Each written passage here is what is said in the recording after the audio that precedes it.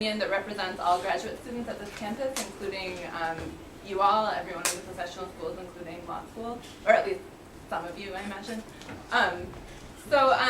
There has been a lot of collaboration locally between Iraq Veterans Against the War and Civilian Soldier Alliance and local labor.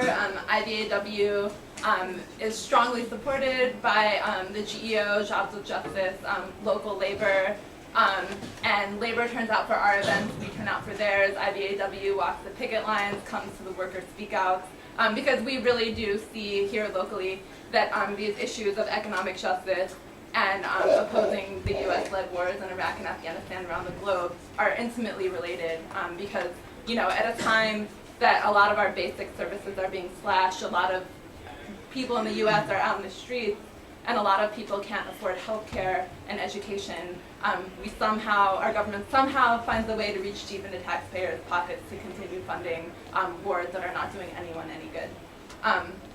And then, okay, you look. No, you're fine. We're almost running out of time. Okay. So if there's no final thoughts, we can do a few questions and answers, if that's okay. If you have to go somewhere, feel free to just try to be as quiet as possible. Is there any questions anyone have? Should I ask them? What about, what is your take on the upcoming war with Iran? I mean, I say upcoming because it seems almost inevitable. So how do you think IVAW fits into that, and what is the general vibe of your organizations towards that?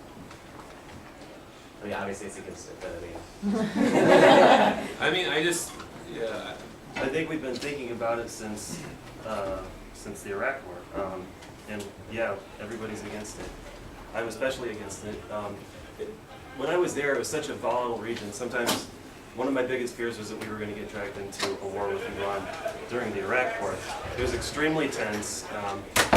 Their radars would light up our planes. We would light up their ships. It was very tense. They would query us, U.S. warship, what are you doing here, yada, yada, yada.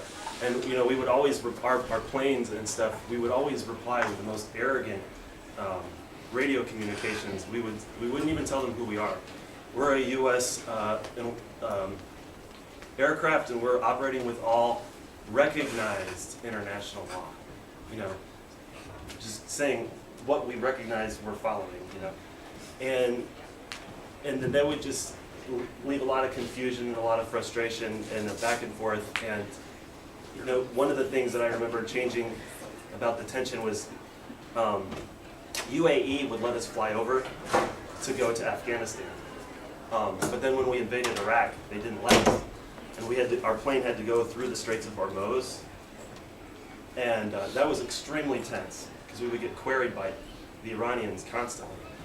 And it was very nerve-wracking, especially as a Farsi linguist, because of all the activity. Thankfully, everything was fine, but just to think about all the missile sites that are just going to light up if there's a hostility. I'm sure that they'll target a lot of U.S. allies like Bahrain, UAE, Qatar. And so I'm very concerned, very against it. And you want to ask a question? No, go ahead. I was just going to say that, we do this active duty outreach down at Fort Hood, and soldiers are done. If we're going to have a ground presence in Iran, it's going to take a whole different type of mobilization, and it's going to affect a lot more people than are in the military right now. And, the Secretary of Defense has come out and said that. He said that anyone that thinks we're going to do Iraq again is crazy, that we're not going to be doing another ground invasion like that. And they're really invested in the drones. We're already all over Iran in the drones. We're already violating their airspace. We have I know from other individuals that are part of IVAW, we have submarines in different parts of their rivers and public waterways. So I mean, those are things that are real, that are happening right now. And the military, these people are done. They're I am going back over because I need health insurance for my family. There is no there's no one like with grand ideas about anything that we're doing. It's all like, I need money to pay for my car, pay for my house, and make sure my family can eat. Like that's their shtick, and that's a job. It's not, that's really how people are talking about it. And I think anybody that thinks that we're going to be going to war with Iran needs to really, really think about what they're saying, and also just like, our country is bombing other countries. Like that is happening. Like we are engaged in that, and what does that mean? Like what does that mean for us? I mean, even violating other people's international laws, international airspace. So I just think that that's something like it's already happening in some ways, and how do we respond to it as a community, as a society? And I just want to, before the panel ends, I want to welcome home, brother. So I know you said you were in the military. I just want to acknowledge that and say welcome home. Any other questions? Oh. You go. We did this last time. Yeah. You spoke last time. I guess I just had a question I did. about. I got mine. I think it's pretty clear where the organization stands on the war. The looming war with Iran, and I think most people in the room would agree with that. But I guess what do you guys think of situations that seem like more controlled interventions, like Syria or Libya? And how does that fit in? Do you think that's all just bullshit, and that it's really just self-interested, or is the American government and the military trying to do a little bit of, democracy building, or trying to support humanitarian interventions, or is that just all a cover for U.S. national interests? I mean, I feel like there's no way that you can remove it from the system. So, and the military, like I said earlier, you're not trained or designed to do humanitarian relief, and you're not trained or designed to build democracies. And that's not how democracies are built either. They're not built by outside influence in what we're talking about. And so, I think that there's these terrible situations happening in the world, but the question is does our involvement actually make them better? And I think that that's a really serious question that we need to look back into history and ask ourselves, has it improved these other countries' situation? Where are they now? And begin a historical analysis of how our interventions into other countries for similar reasons have resulted in. I mean, that's a part of the our intervention into Iran in the 50s and how it relates to the current political dynamics that exist today. So I mean, our intervention into Afghanistan, we supported the Taliban, we were supporting them freedom fighting against Russia. Russia's a suppression regime at the time. And now those same freedom fighters are now our enemy and the ones that we're fighting in Afghanistan. So if we do some historical analysis of what's happening, it's based predominantly off of interest and not off of any specific goodwill of our country. And I think that that's within that system. I think we have to make a deeper analysis of can the military actually do what we're saying it can do, and what are other models what are other models of supporting democratic causes?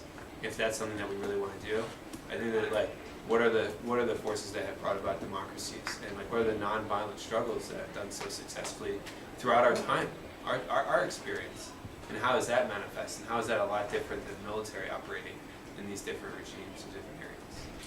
So I don't know, that's where I would sit with it. What do you think? You want to add anything to that? I think it was well said. I think that I am in general pretty skeptical of U.S. intervention always. Of course, nobody wants to see these horrible things happen. And I think part of the reason that they waited so long to intervene, they are waiting so long to intervene in Syria, is because there was so little to gain, whereas there was much more to gain in Libya. And I think once you look at that, we have nothing to show for that. There's genocide on the black African mercenaries. There's semi-sovereign splotches. There's about to be a civil war. I don't think if that's the model we're going for, I don't think we should do it again. And during the the Arab Spring, as we call it, there was uprisings in Iraq as well. And that was never mentioned here in the United States, but some of the largest people's movements were happening in Iraq. And that was never, and in Palestine, and that was never talked about in our media. And what are we, okay, well, we are occupying Iraq. You know, like, it's just a contradiction within that whole framework, so.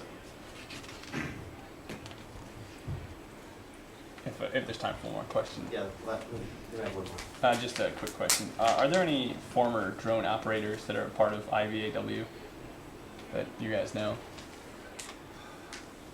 That's a good question. I don't even know any airmen.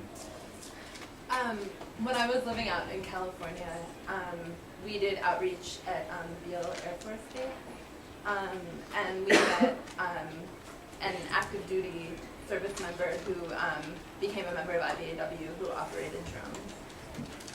So yeah, I know there's definitely at least one. Okay. All right, well, thank you very much, everyone, for coming.